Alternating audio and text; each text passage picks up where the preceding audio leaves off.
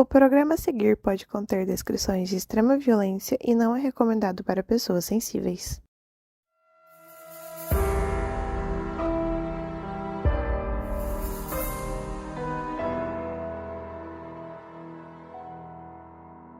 Sabe aqueles vídeos de pessoas que encontram uma portinha aleatória em casa e quando a pessoa vai ver tem um quarto escondido lá? E que podia ser habitado por qualquer pessoa? Então, a história de hoje pode parecer uma dessas e começa com uma mulher imigrante alemã. Que durante 10 anos escondeu um homem no sótão de casa. Um sótão equipado com tudo que ele precisava: cama, comida e material para escrever. Ele só precisava fazer tudo o que ela mandava. Eu sou a Mabê. Eu sou a Carol Moreira. E hoje a gente vai contar a história da Walburga Österreich.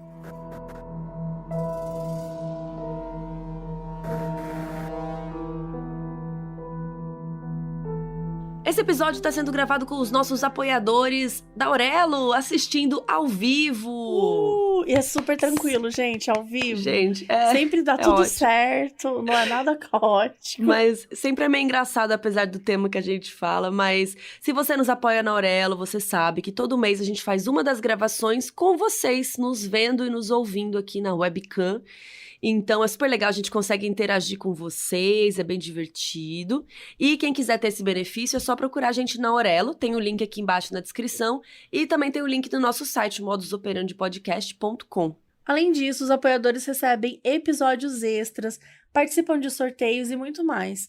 Inclusive, a gente sorteia 2 pessoas que estão ali na live com a gente para ganhar qualquer livro de True Crime que eles escolherem. Ou, né, o nosso livro autografado. Você sabia que a gente tem um livro? Né? Será que você sabia? E essa voz aí no começo, com aviso, também é de vocês que nos apoiam. E agora também a gente tá soltando uns outros tipos de episódios extras, que são atualizações e notícias também. A gente chamou ele de Modus News. Então a gente soltou sobre o caso da Madeleine McCann, que é uma menina apareceu, né, falando que poderia ser ela.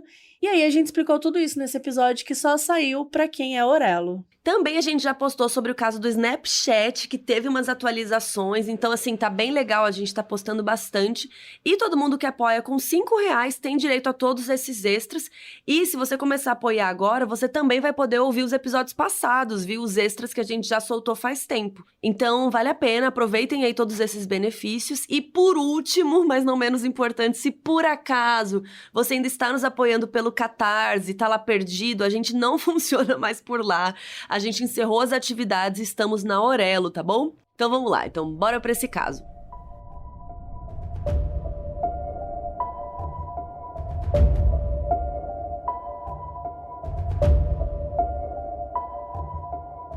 Se a gente falar Batman, qual que é a primeira coisa que você pensa?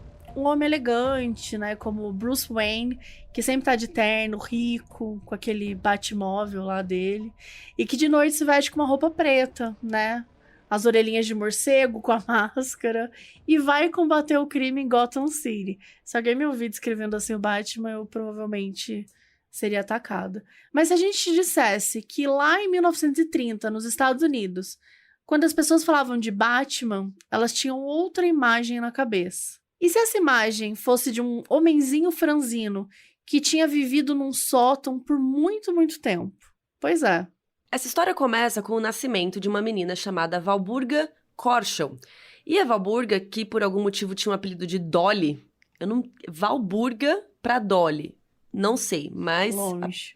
é uma coisa aí, sei lá, da época, não sei. Ela nasceu em 1880, em um lugar que a gente não sabe muito bem onde é, porque como essa história é bem antiga, não tem um registro oficial de onde ela nasceu exatamente. Algumas fontes dizem que ela nasceu em algum lugar no Império Alemão, e os pais da Dolly viviam num período de grande crescimento da Alemanha, enquanto um país super desenvolvido, perfeito, estava seguindo bem, e então por isso algumas fontes acreditam que ela tenha nascido lá. Só que outras fontes dizem que, antes mesmo do Império Alemão cair, os pais da Dolly tinham se mudado para os Estados Unidos, mais especificamente para Milwaukee, no estado de Wisconsin. Isso porque Milwaukee era um lugar que concentrava muitos imigrantes alemães que tinham ido morar nos Estados Unidos. Então teria sido lá que o casal teve a sua filha, que seria a Dolly. Num artigo de um jornal, porém, uma história sobre o assassinato dá a informação de que a Dolly teria nascido em Chicago, de pais franco-germânicos. E esse mesmo artigo conta que ela cresceu em Chicago e depois ela se mudou para Milwaukee, né? Só muito depois de já ter se casado pela primeira vez. Mas enfim, as fontes mais confiáveis sobre essa história, né, dizem que ela cresceu mesmo em Milwaukee. Quando ela tinha só 8 anos de idade, em 1892, o pai da Dolly um dia saiu de casa e nunca mais voltou, deixando ela, mãe e uma irmã chamada Madalena completamente sozinhas. Então, aos 12 anos de idade, a Dolly já precisava ajudar nas contas de casa. Então, ela começou a trabalhar numa fábrica de tecidos e tecelagem, cujo dono era um cara chamado Fred Oesterreich. E acho que é legal a gente falar aqui que escreve Oesterreich, mas a gente não fala alemão e a gente tá dando nosso melhor aqui. A gente pesquisou no Google como fala esse nome em alemão, então assim, a gente vai falar Österreich, sei lá, acho que é por aí. Enfim, o Fred, vamos chamar ele de Fred para facilitar, né? O Fred, ele também era imigrante alemão, assim como os pais da Dolly, e ele tinha chegado nos Estados Unidos um tempo antes, ficado super rico e bem-sucedido com a fábrica dele. E por conta disso, ele acabou ajudando vários outros imigrantes, contratando eles para a fábrica. Durante todo o tempo que ele trabalhou lá, a Dolly era muito querida e ela fazia o trabalho dela super bem. Ela era uma moça simpática, conversava com todo mundo, se dava bem com a galera de lá. E conforme ela foi crescendo e virando uma mulher, pelos olhos da época, né? Ela também começou a ser considerada atraente. Ainda mais porque a Dolly era aquele padrãozinho, assim. Ela tinha cabelo loiro ou um castanho bem claro, pele branca, olhos claros. E além disso, além de ser bonita, ela era simpática. Ou seja, o pacote completo, né? Para aquela época, né? Porque era 1897, Nessa então época ela tinha... também, não é mesmo? É, também. Mas em 1897, com 17 anos, ela estava no auge, né? E aí ela casou com o próprio chefe, o dono da fábrica. Então ela se tornou a Walburga Oesterreich. E mesmo se casando com o Fred, a Dolly não deixou de trabalhar na fábrica. E muito pelo contrário, agora ela tinha uma certa autoridade para ajudar ainda mais no jeito que as coisas funcionavam, além de fazer o próprio serviço. Então, ela continuou sendo uma mulher simpática com todo mundo na fábrica. Inclusive, isso ajudava ela a resolver na conversa alguns problemas ou até brigas que aconteciam entre os funcionários. E isso acabava desenrolando as coisas, porque enquanto a Dolly era calorosa e amigável, o Fred era um homem super distante e ninguém realmente gostava muito dele. Ou seja, enquanto a situação na empresa estava de boas, lá, né, no casamento, dentro de casa, as coisas não estavam tão bem assim. Não porque o Fred fosse um marido ruim ou agressivo, a questão não era essa. É que enquanto o Fred trabalhava na fábrica, a Dolly às vezes ficava em casa sozinha. E ela tinha um apetite sexual, assim, bem animado, por assim dizer. Ou seja, ela queria fazer sexo mais vezes do que o Fred queria ou conseguia. Não apenas por trabalhar, mas porque a bicha era animada. E por causa disso, a Dolly tinha vários amantes. E todo mundo meio que sabia, ou pelo menos tinham fofocas, rumores pelas costas dela sobre isso. E esse tipo de conversa era ainda maior, considerando que o Fred passou a ficar mais tempo na fábrica, mas por algum motivo a Dolly passou a ficar menos tempo. Isso pode ter alguma coisa a ver com o fato de que em algumas reportagens da época e algumas obras que contam essa história, a Dolly e o Fred chegaram a ter um filho juntos. Então talvez por isso que a Dolly estava mais em casa ao invés de trabalhar na fábrica. Isso fazia com que, além de cuidar do filho, ela também tivesse um tempo sem o marido, né? Que era um cara mais frio, que não estava satisfazendo ela sexualmente, então... Assim, não sabemos, nada disso pode ser confirmado, mas a questão é que a Dolly começou a passar mais tempo em casa e a ter vários mini casos por aí que não duravam muito. Até que em 1913, quando a Dolly tinha 33 anos, ela foi apresentada a um menino chamado Otto Sandhuber. Quando a Dolly conheceu o Otto, ele tinha 17 anos. Então, assim, ele era 16 anos mais novo que a Dolly. E ele trabalhava consertando máquinas de costura. E era, né, menor de idade. Não se sabe muito sobre a história do Otto até o momento que ele conheceu a família Oesterreich, a não ser, assim, pequenas informações. Segundo o próprio Otto, ele era órfão, e ele foi adotado pela família Sandhuber. E ele não tinha nem certeza se ele tinha mesmo 17 anos, e ele achava que tinha vindo da Alemanha, e que os seus pais eram de origem judia. Então, assim, não tinha muitas informações mesmo, assim. O Otto era um menino baixinho, mais forte, de olhos bem azuis e cabelo bem escuro. Uma das mulheres que trabalhavam na fábrica do Fred reclamou que a máquina de costura dela estava quebrada. Então o Fred entrou em contato com a Singer, que era a marca de máquina, né, da empresa dele, e pediu que ela enviasse alguém para consertar. E aí a Singer mandou o Otto. E ele fez o serviço na máquina, consertou tudo bonitinho e tal, só que ele chamou a atenção da Dolly. E ela ficou super encantada com ele. E agora existem 2 versões para a história de como que a Dolly começou a se interessar de verdade pelo Otto. A primeira versão é que o Otto, sendo um menino gentil, doce, de 17 anos, lembrava a Dolly do filho dela, o Raymond, que naquele momento tinha falecido já. E essa atração mais afetuosa, de início, foi, né, uma coisa fraternal e foi evoluindo na Dolly ali para um desejo mais forte, mais sexual.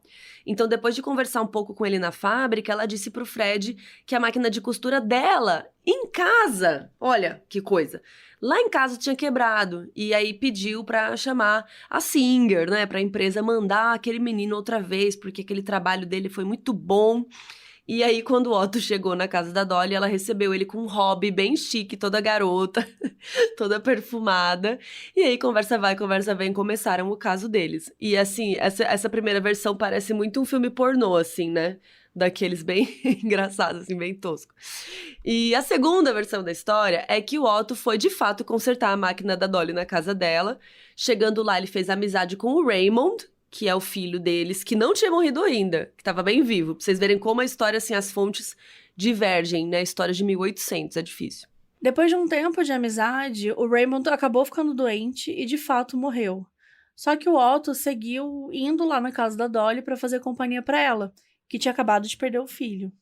E nessa versão, os dois começaram a se aproximar só a partir daí. Independente disso, o, entre muitas aspas, romance teria acontecido. No comecinho de tudo, o Otto ia e voltava para casa da Dolly, né? Ou seja, estava sempre entrando e saindo da casa dela e tal. Isso chamava a atenção dos vizinhos. E daí, por conta disso, a Dolly teve que inventar uma história. Então, ela passou a falar para os vizinhos e para as outras pessoas, né? Que ele era um irmão dela, que não tinha emprego, não tinha nada. E que ele precisava de ajuda. Então, ele estava sempre por lá. Só que acabou que foi ficando cada vez mais difícil sustentar essa história do irmão. Então a Dolly decidiu que tinha que ser mais criativa. Então o Otto passou a morar junto com ela. Sim, gente, morar. Só que não exatamente na casa, e sim no sótão. Enquanto a Dolly dividia a casa com o Fred, o Otto estava lá, no sótão, vivendo a vida dele.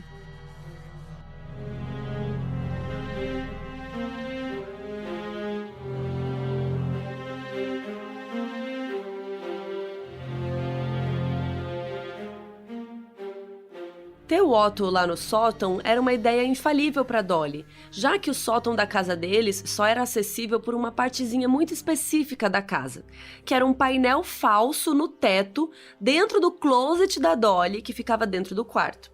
Como não era uma parte que o Fred frequentava, digamos, né, era o closet da Dolly, então ficava fácil. Ela chegou a trancar o sótão e o closet com um cadeado, e quando o Fred perguntou o motivo, ela só disse que queria manter os casacos de pelo bem seguros, porque realmente esses casacos são caros, né? E aí ficou por isso mesmo.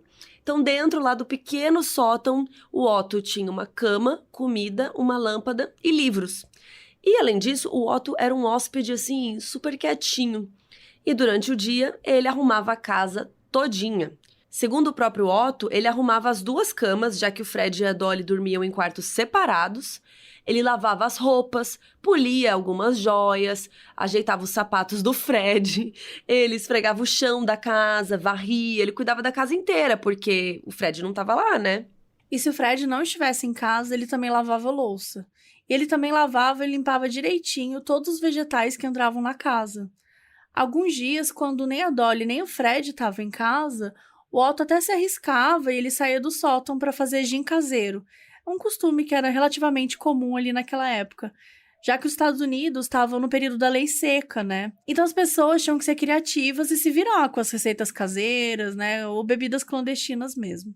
E durante a noite ele ficava quietinho dentro do quarto dele, lendo livro de ficção científica. Porque além de consertar a máquina de costura, o Otto tinha um sonho, que era ser escritor. E a Dolly, ela queria muito fazer esse sonho dele acontecer. Então ela deu pra ele materiais de escrita para que ele pudesse trabalhar nas histórias dele. E ela, inclusive, recolhia os originais dele, né, depois que ele terminava de escrever, e enviava para potenciais editoras e revistas que quisessem publicar. Nessa época tinham revistas muito famosas chamadas Pulp Magazines, que a gente falou sobre elas no nosso livro. Você ouviu falar que a gente também é escritora como o Otto? A gente tem um livro chamado Modus Operandi Guia de True Crime. E essas revistas podiam ser chamadas também de Pulp Fiction, né, de ficção. E então é aquele mesmo nome do filme do Tarantino, e tinham várias historinhas numa mesma revista. E digamos que assim, nem sempre eram histórias de qualidade, né? Essas pulp magazines e tal, elas eram consideradas literatura mais zoada mesmo, meio tosca, sabe? Então, assim, a gente nunca vai saber se o Otto era um bom escritor ou não, porque essas publicações também não eram grandes coisas. Aí coloca aí nos comentários de modusoperandipodcast.com se vocês acham que ele escrevia bem ou não. Eu acho que ele pode até escrever bem, porque ele lia muito, né? Mas não sei. Enfim, aí a Dolly mandava as histórias dele com o pseudônimo de Walter Klein. E aí, por causa dessa mudança dele, o Otto parou de trabalhar, né? Ele era sustentado só pela Dolly, que dava comida pra ele, e um lugar pra ele ficar lá no sótão da casa. Roupa lavada ela não dava porque era ele que lavava mesmo, né? E assim, era uma relação super distorcida, porque ele tinha que arrumar a casa, fazer um trabalhão e tal, e ainda tinha que satisfazer os desejos da Dolly, os desejos sexuais, que ela era, né, insaciável. Basicamente, o Otto era explorado por ela, tanto nos afazeres domésticos como nos sexuais. Isso tudo foi acontecendo por vários anos sem que o Fred desconfiasse, gente. Sem o Fred, sem os vizinhos terem qualquer suspeita. Então, assim, porque não tinha mais ninguém entrando e saindo da casa, né? Por um tempo, o Otto chegou a ter ciúmes das relações sexuais que a Dolly ainda mantinha com o Fred, o marido dela.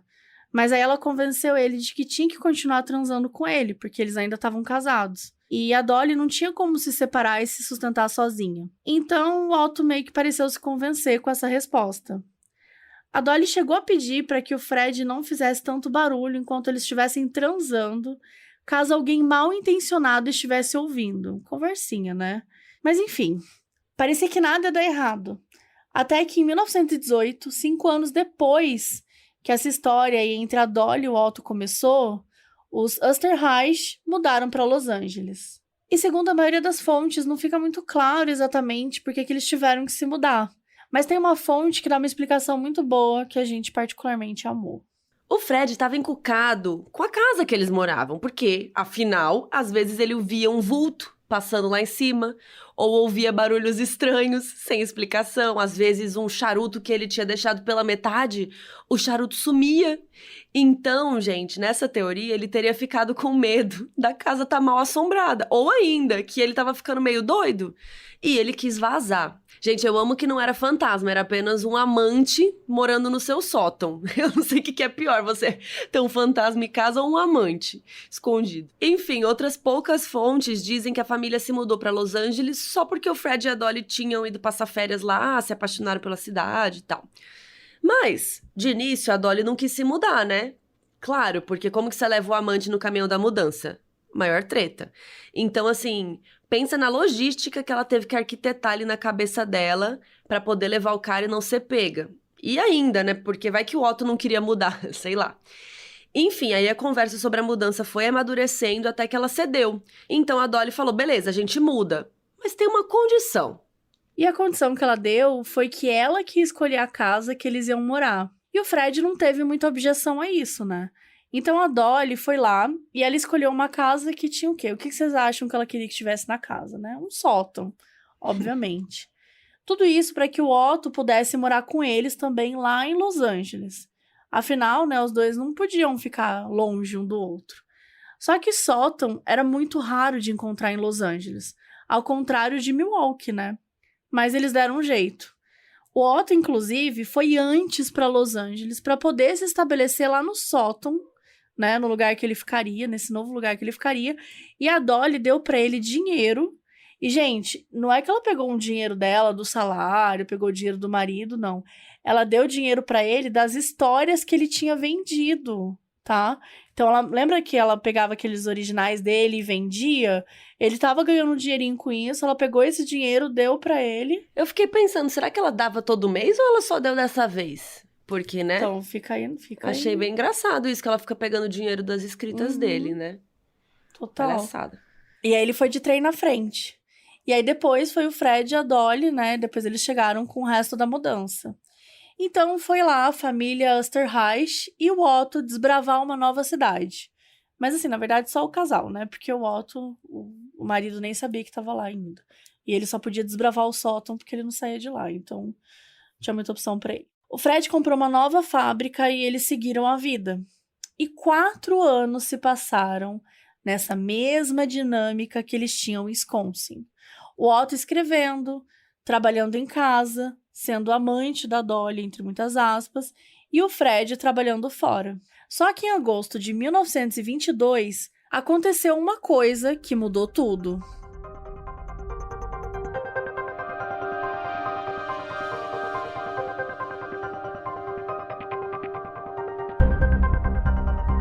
Durante o casamento do Fred e da Dolly, os dois tinham várias brigas. Não só porque o Fred tinha um temperamento mais difícil mesmo, mas também porque ele tinha o costume de beber muito, e isso piora muito as coisas.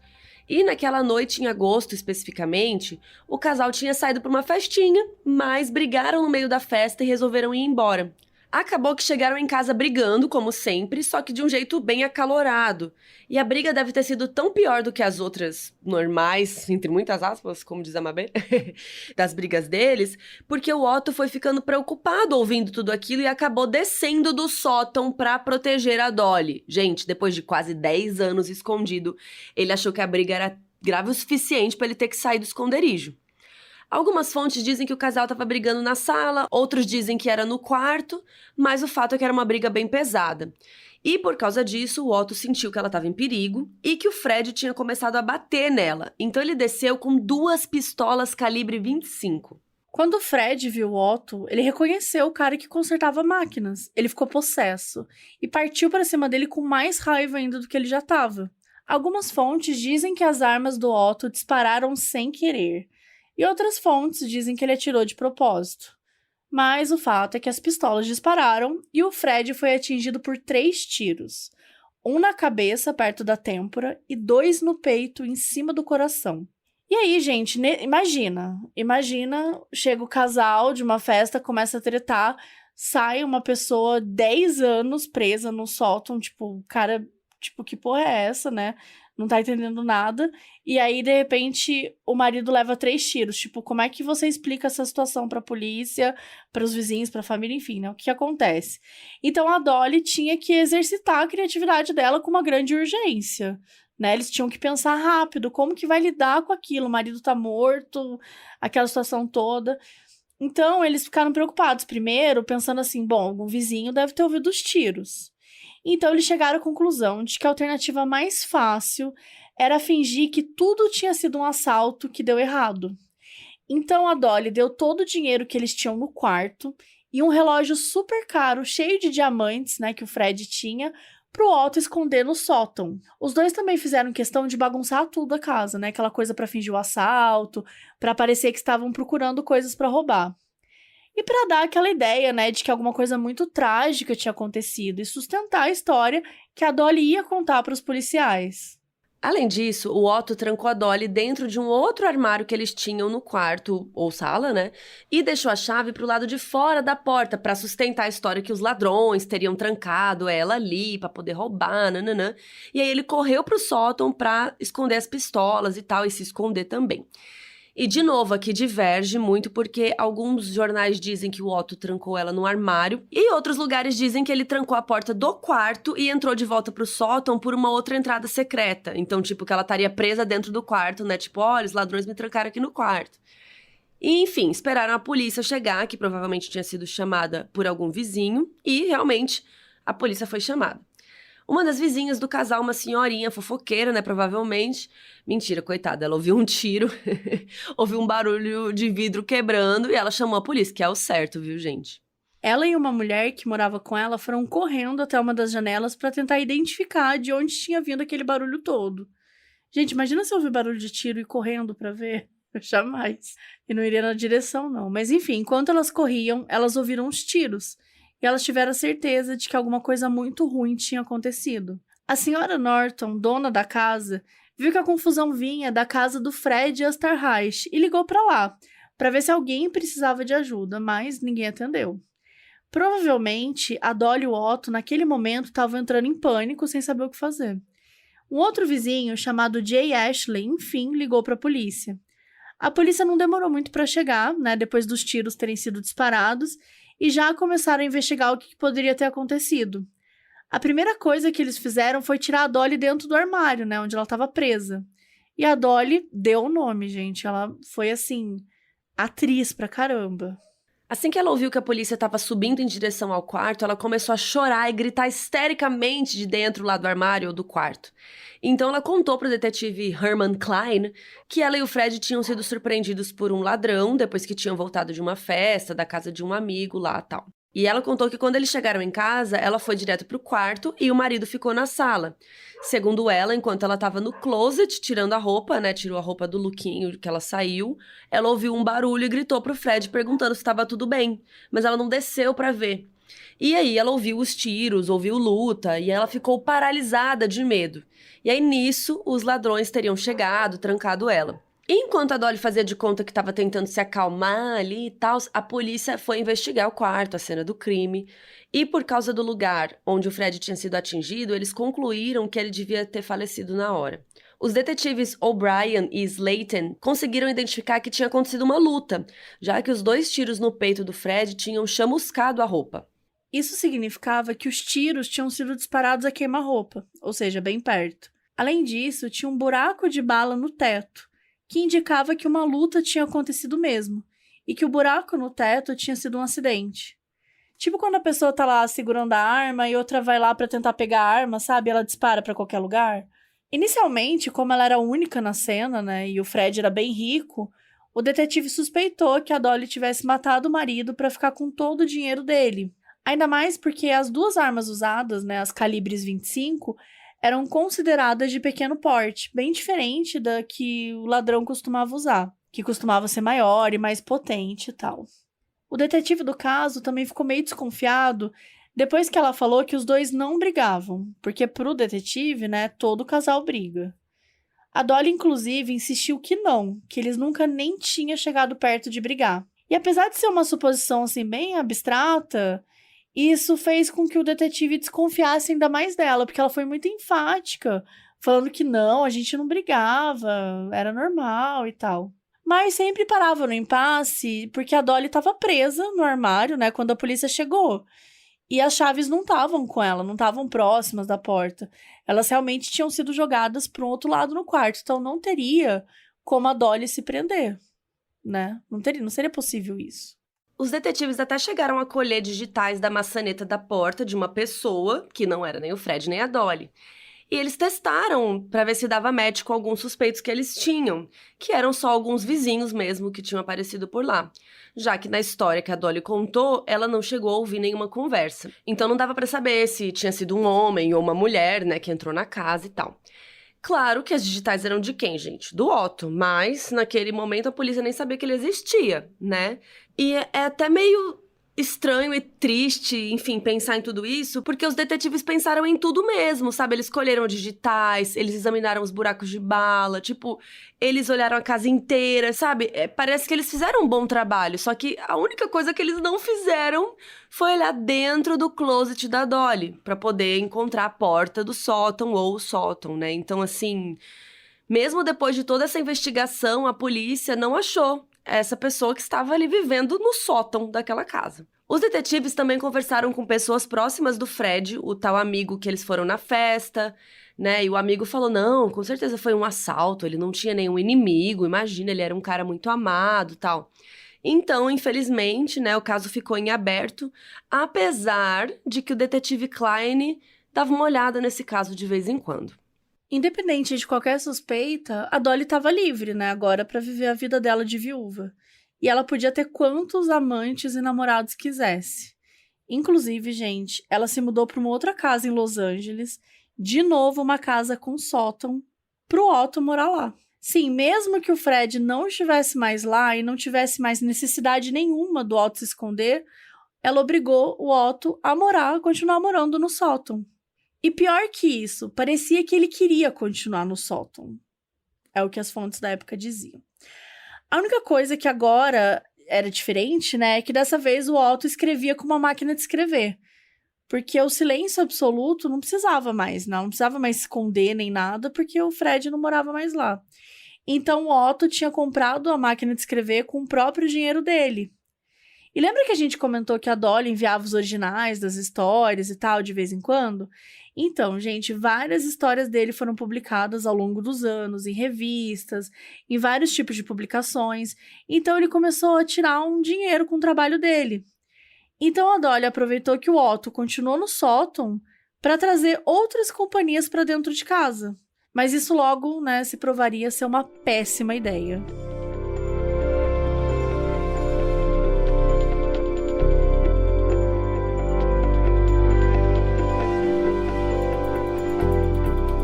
O Herman Shapiro era um advogado e foi contratado pela Dolly inicialmente para ficar meio que de plantão para qualquer coisa ali que ela precisasse. Eu amo que ela tinha um advogado. Então, assim, ela sabia, né, que ela era meio suspeita ali pra polícia, ela não sabia se a polícia descobriu alguma coisa, ela falou, já vou arrumar um advogado aqui, né? Não tá errado. Em outras fontes, dizem que ele foi contratado para cuidar das coisas da herança, do espólio, né? Tipo, quando alguém morre e precisa lidar com os bens, geralmente se arruma um advogado mesmo para lidar com essas coisas todas, né? Essas coisas burocráticas e tal. Só que depois que o caso esfriou e o detetive não conseguiu achar nada contra ela, o Shapiro continuou na vida da Dolly, dessa vez cuidando dessa parte burocrática e da venda da antiga casa dos Oysterreich. Ou seja, na casa onde o assassinato tinha acontecido, né? E aí o Shapiro começou nesse serviço aí, não sabemos qual dos dois, e conversa vai, conversa vem. Gente, eles engataram num namoro. Até porque no auge de seus 43 anos, a Dolly continuava uma mulher fogosa, teoricamente solteira, sensual, cheia de amor pra dar. E eles foram namorados aí por bastante tempo. Então, sim, gente, agora a Dolly tinha 2 relacionamentos, um com o Otto e um com o Shapiro. Isso porque, assim como o Fred, o Shapiro não passava muito tempo em casa, né? Ele era advogado, trabalhava, tinha horas e horas aí de reuniões, audiências, né? Então isso dava bastante tempo pra Dolly pra ela ficar com o Otto também. Só que ela começou a se sentir solitária, mesmo tendo aí esses 2 homens. Porque também não era sempre que o Otto estava lá disponível, né? Apesar deles morarem dentro de casa e tal, o Otto escrevia bastante. Então ela sentia que ele não estava mais satisfazendo sexualmente ela o tempo todo, do jeito que ela queria. Então, ela resolveu começar um outro caso, com um jovem ator chamado Roy Clumb. Só que, né, como todos nós sabemos que 3 é demais, foi aí que as coisas começaram a sair um pouco do controle. Um belo dia, em 1923, depois de alguns meses de relacionamento, a Dolly resolveu o quê? Ela resolveu dar um presente pro Shapiro. Um relógio. Um relógio de diamante. O mesmo relógio que tinha sido supostamente roubado da casa dela na noite que os supostos assaltantes mataram o Fred e prenderam ela no armário. E isso não passou despercebido pelo Shapiro, já que ele sabia, né, do relógio, porque ele estava em contato com a Dolly desde que o assassinato aconteceu e tal. E ele falou assim, menina, isso aqui é o mesmo relógio do assassinato? Ela falou, sim, eu achei o relógio aqui por acaso, debaixo de uma almofada do sofá. E ela disse que não achou preciso avisar a polícia, porque, né, nada a ver, achei o relógio aqui, enfim. Não roubaram, ficou. O Shapiro ficou meio assim, achou meio estranho, mas deixou passar, né? Aceitou o presente, porque, né? Poxa vida, você vai recusar um relógio de diamantes, cara? Eu até dei um Google pra ver como era um relógio de diamantes, porque eu fiquei curiosa, porque eu nunca tinha visto um, achei bem chique. E aí, pro Roy, o namorado ator, a Dolly pediu um favor bem específico. Ela pediu que ele jogasse uma pistola, calibre 25, dentro de um poço de piche, chamado La Brea, que fica no centro de Los Angeles. Um poço de piche é um lugar onde betume asfáltico aflora da terra, e ali fica criando várias poças de uma substância, e aí prende animais, prende plantas, fica ali dentro milhares de anos. Então, assim, isso quer dizer que tudo que caiu ali ficou preso e virou tipo um fóssil, né? Hoje em dia, o La Brea tem até uma importância muito grande para a paleontologia, porque tem vários fósseis ali da última era do gelo. Enfim, um negócio bem doido. Mas na época, ali era um lugar meio largado. E eu queria muito falar que a gente tá gravando aqui com a galera, como a gente já comentou, e as pessoas estão assim, gente, mas Shapiro, já ouvi falar desse nome. Porque o Robert Shapiro era o principal, né, advogado do caso do O.J. Simpson, que é representado pelo John Travolta, né, na série, que é um personagem muito bom. Então, por acaso você tá vendo esse Shapiro aí, tá falando, gente, outro detetive, né? No caso, ele não era detetive, ele era advogado, mas, enfim. Outro advogado. Se esse nome aí tá piscando pra você, é porque já tem outro Shapiro aí, no caso, que a gente tem, né? Um caso do O.J. Simpson, inclusive são 2 episódios. Se você nunca ouviu, a gente convida você a ouvir. E se você imaginou esse Shapiro aqui com a cara do John Travolta, tá tudo bem também, porque eu imaginei também um pouco. Eu também imaginei ele um pouco com a cara do John Travolta, infelizmente. Bom, mas aí a Dolly, ela implorou pro Roy jogar a pistola lá naquele lugar da Era do Gelo, né, naquela labreia, porque aquela arma era dela, mas ela não queria que a polícia descobrisse que ela tinha uma arma igual a que tinha matado o marido. Então, assim, ela não queria que a polícia achasse que era a mesma e acusasse ela.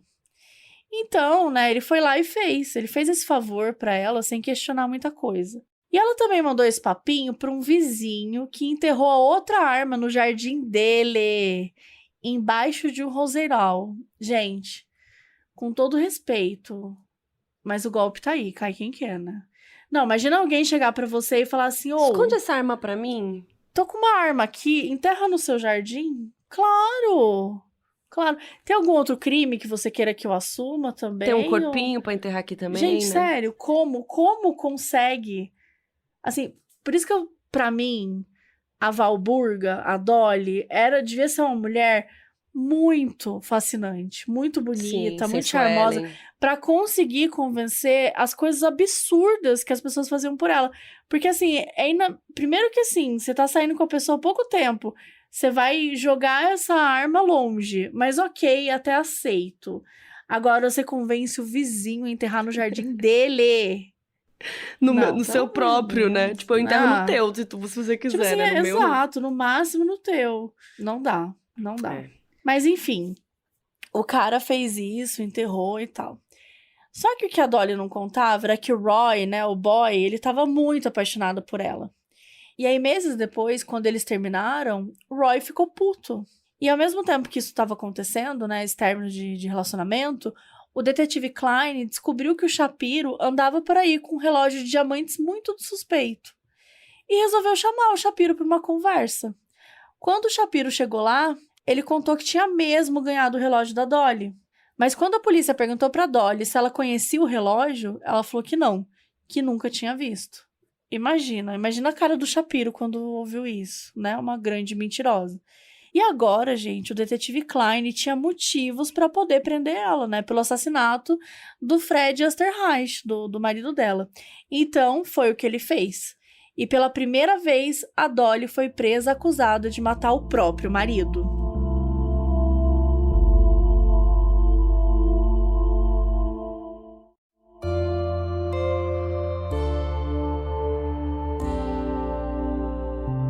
Assim que a prisão da Dolly foi noticiada, já que o crime ainda estava sem solução e tinha sido contra uma família importante, o ex-namorado dela, o Roy, leu no jornal tudo o que tinha acontecido. E ficou morrendo de medo de ser acusado de ser cúmplice dela. Porque, né? Fica jogando a arma dos outros no piche, não é mesmo? Pois é, então ele saiu correndo para contar pro detetive Klein o que tinha acontecido. E aí, de novo, gente, outras fontes dizem que ele foi contar tudo pra polícia assim que ela terminou com ele, como vingança. O negócio que importa é que ele hablou, ele contou tudo. E, de novo, né, tem gente que diz que o Klein procurou a arma no poço e nunca achou, mas outros dizem que ele de fato achou a arma, mas que ela estava tão deteriorada pelo betume, né, pelo piche lá, que não dava pra tirar nenhuma prova forense dela. Mas vocês lembram que tinham 2 pistolas? Pois é, a segunda estava no quintal do grande amigo vizinho de Dolly, né? E esse vizinho também resolveu contar pra polícia. Mas assim como a primeira arma, essa também estava super deteriorada e ela era meio inútil. Ainda assim, o Klein tinha um caso relativamente sólido o suficiente, né? Com pelo menos 2 testemunhas que tinham pego as armas com a Dolly.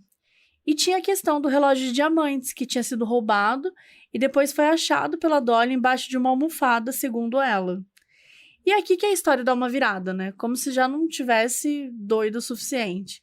Enquanto a Dolly continuava presa, ela seguia conversando com o Shapiro, que continuava namorando com ela. Então a Dolly confiou no namorado um favor muitíssimo importante.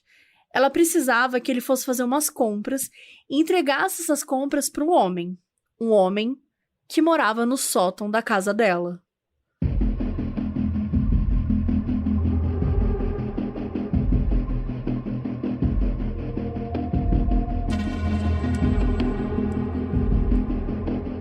Então era pro Shapiro ir lá na casa dela, encontrar o sótão, e pro cara aparecer, o Shapiro tinha que bater na portinha 3 vezes pro cara saber que era seguro descer. De novo, em alguns lugares tem que ela teria dito pra ele que era um meio-irmão dela. Tipo um vagabundo, um cara que tava sem trabalho, um cara que ficava lá. E esse termo vagabundo eles falam, né, em inglês, assim. Então, assim, é como se um cara que não trabalha, que, enfim, tava lá, meio-irmão dela. Mas, enfim, algumas fontes dizem isso, outras não falam o que ela falou pra ele.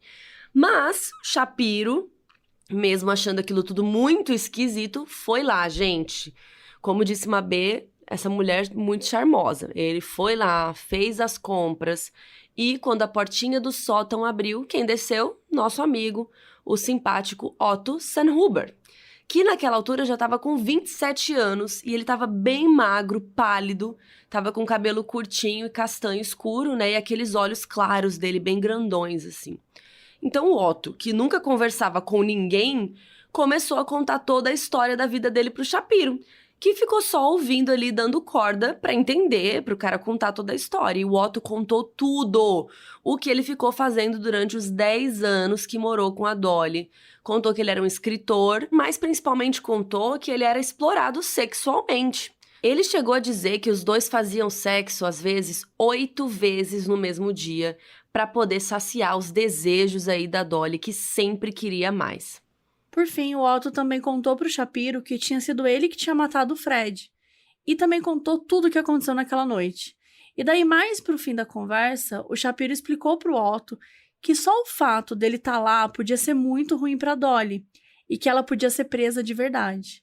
E essa conversa foi mais um ultimato do que qualquer coisa. O Shapiro meio que falou assim pro Otto, vaza, cara, tipo, vai embora daqui. O Otto simplesmente arrumou as coisas e vazou da casa da Dolly, para viver uma realidade que ele nem conhecia mais, né? Afinal de contas, ele estava morando há 1000 anos num sótão. E aí ele fugiu para o Canadá. Sem o Otto e com um advogado de respeito chamado Frank Dominiques, especializado em casos criminais, a Dolly conseguiu vencer o caso em corte. Já que sem um outro suspeito, o detetive Klein ainda não conseguia explicar como é que a Dolly tinha feito tudo isso se ela estava trancada no armário. As armas não eram uma evidência forte o suficiente. E o relógio parecia algo circunstancial, porque ela realmente podia ter achado que o relógio tinha sido roubado. Não tem como provar que o relógio tinha sido roubado e apareceu de volta. Então, supondo que ela tivesse presa dentro do armário sem ver o que foi realmente levado, não dava pra ter certeza. Então, em 1923 mesmo, a Dolly e o Shapiro retomaram suas vidas como um casal. Dessa vez, só os dois. A única coisa que a Dolly pediu foi que o Shapiro ajudasse o Otto a encontrar um emprego. E em pouco tempo o Otto estava se mudando para São Francisco, ainda na Califórnia, para trabalhar como zelador. Se a história tivesse terminado aqui, seria um Felizes para Sempre, digno de novela, quando a vilã sai por cima. Mas ainda tinha mais uma coisinha para acontecer.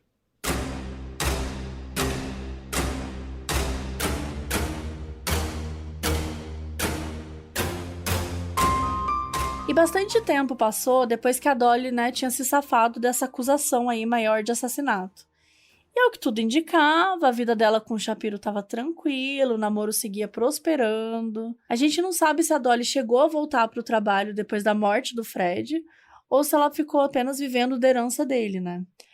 Então, dá para supor que só o Shapiro trabalhava, e ainda como advogado.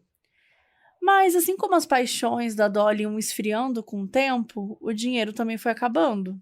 E em 1930, 7 anos depois, as coisas começaram a ficar menos intensas. E a Dolly e o Shapiro começaram a ficar mais infelizes com a situação.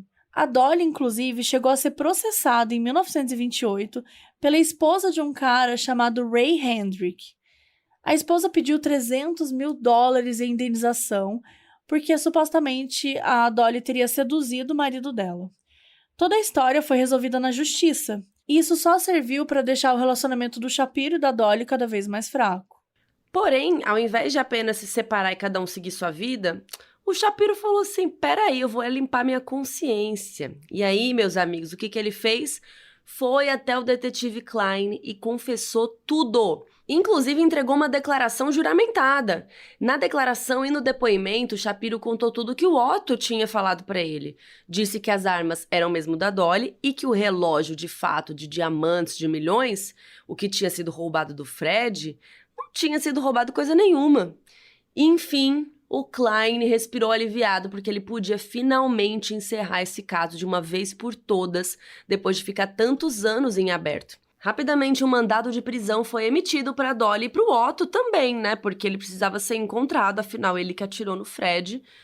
Mas acabou que não foi muito difícil de encontrarem ele, já que foi o Shapiro que serviu de contato para o Otto arrumar um emprego lá em São Francisco, né? O Otto ficou um tempo por lá, trabalhando como zelador em vários prédios, até que ele resolveu mudar de nome e se mudar para o Canadá, onde ele começou a trabalhar como porteiro. Lá no Canadá, ele começou a usar o nome de Walter Klein, que é o nome que... Lembra que quando a Dolly começou a mandar os escritinhos para ele, usava um pseudônimo? Era esse mesmo nome. E aí, enfim, ele mudou para esse nome e ele casou com uma mulher chamada Matilde. E os dois, depois de passar um tempo no Canadá e tal, voltaram para Los Angeles. E aí era onde ele estava morando, né, quando o mandado de prisão foi emitido. E ele foi indiciado por homicídio, enquanto a Dolly foi indiciada por cúmplice. Na audiência, o Otto não negou o assassinato, mas ele disse que tinha acontecido por conta de uma briga e que a arma foi disparada por acidente. Ele também alegou insanidade e, por conta disso, ele não ia se declarar culpado. Então isso fez com que o caso fosse a julgamento. E a mídia, gente, amou esse caso, né? Porque era um caso completamente surtado, assim. Tipo, o amante se escondeu no sótão durante muitos anos, a mulher ficou presa, a polícia não sabia como ela poderia ter cometido o crime, e na verdade só descobriu por causa de um outro amante. Então era um caso totalmente que a mídia ia amar falar sobre isso, né? E especialmente sendo em Los Angeles, né, gente? A cidade do drama, a cidade da pataquada. Até as mais simples histórias, né, viram um grande surto. E lembra lá no começo do episódio que a gente falou do tal de Batman? Pois é, gente, porque esse foi o nome que a mídia, especialmente o Los Angeles Times, deu pro Otto. Porque ele vivia no sótão, que nem um Bat, que era o morcego, então, homem-morcego. Ele ficava lá sem fazer nenhum barulho, como se fosse um morcego numa caverna ali, enfim. E outros jornais deram pra ele o nome de Fantasma no Sótão. E esse julgamento serviu não só para passar a história toda limpo, mas também para mostrar um lado muito triste da história. Em 1930, quando o julgamento aconteceu e o Otto sentou no banco de testemunhas para dar seu depoimento, ele contou muito do que rolou com ele. E também deu para entender um pouco do estado mental dele naquela época. O Otto explicou para os jurados a rotina normal ali de um dia na casa da Dolly, a quantidade de vezes que ele tinha que fazer sexo com ela, e ele fez questão de dizer que era ele que limpava a casa inteira. No depoimento, foi como até se ele tivesse orgulhoso de tipo, olha, tanto de coisa que eu fazia, não sei o que lá, sabe? Ele também contou que quando ele estava longe do sótão, ele não se sentia muito bem, que ele só se sentia bem quando voltava para lá. Por fim, ele também contou que às vezes ele tentava manipular a Dolly para fazer ela se sentir mal e tal, para fazer alguns agrados, mas que no final das contas ele tinha que obedecer ela sempre.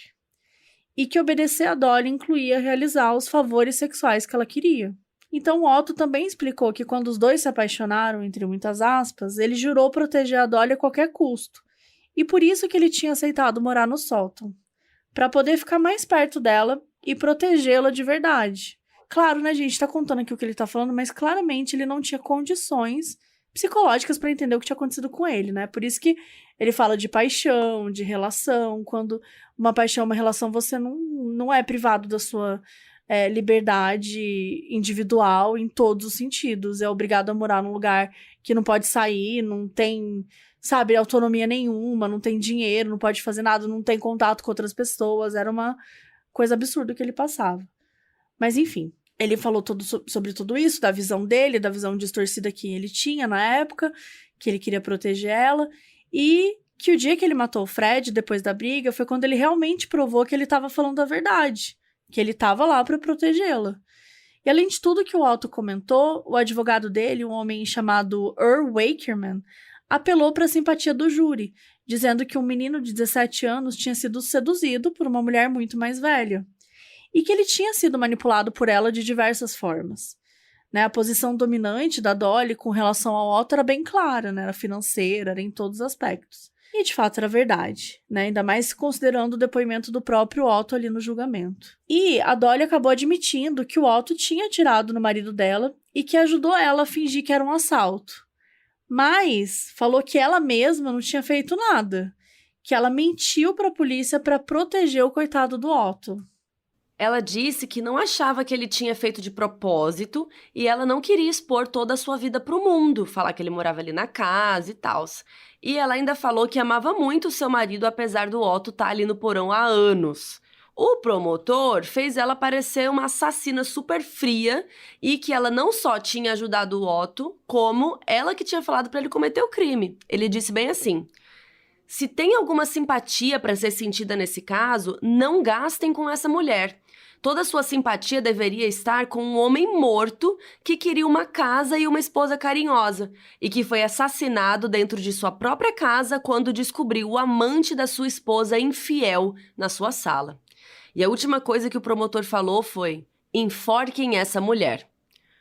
O Otto acabou sendo considerado culpado por homicídio não intencional, ou seja, homicídio culposo. Mas, de qualquer forma, o Otto não pôde ser preso e continuou em liberdade.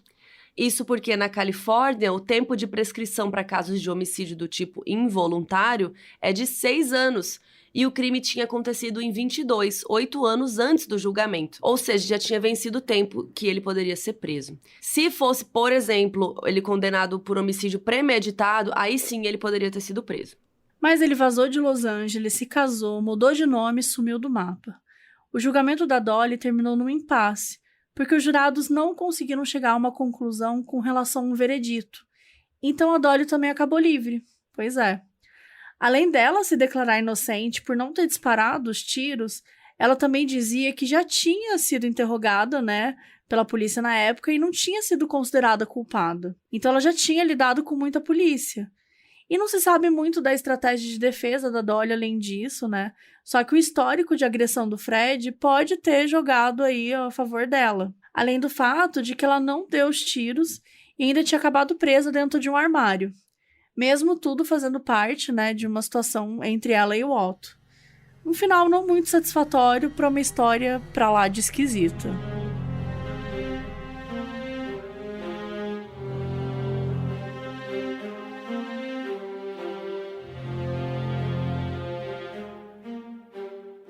Depois do julgamento, o Otto desapareceu e nunca mais falou com ninguém daquela história. Muito provavelmente tentou retomar a vida mais uma vez. Enquanto isso, a Dolly passou por algumas frustrações. O romance com o Shapiro já tinha esfriado por causa da situação financeira difícil e as coisas não melhoraram para ela, pelo menos não financeiramente. Porque alguns anos depois do julgamento, a Dolly começou um relacionamento com um homem chamado Ray Burt Hedrick. Sim, aquele cara que a esposa a processou por ter seduzido ele. Bom, em 1958, pouco mais de 20 anos depois do julgamento, a Dolly estava vivendo num pequeno apartamento em cima de uma garagem, num bairro mais pobre ainda em Los Angeles. Segundo um artigo do Los Angeles Times de 95, a Dolly faleceu em abril de 61, aos 75 anos, e tudo que ela tinha ficou para o seu companheiro Ray, com quem ela tinha casado apenas 2 semanas antes de morrer.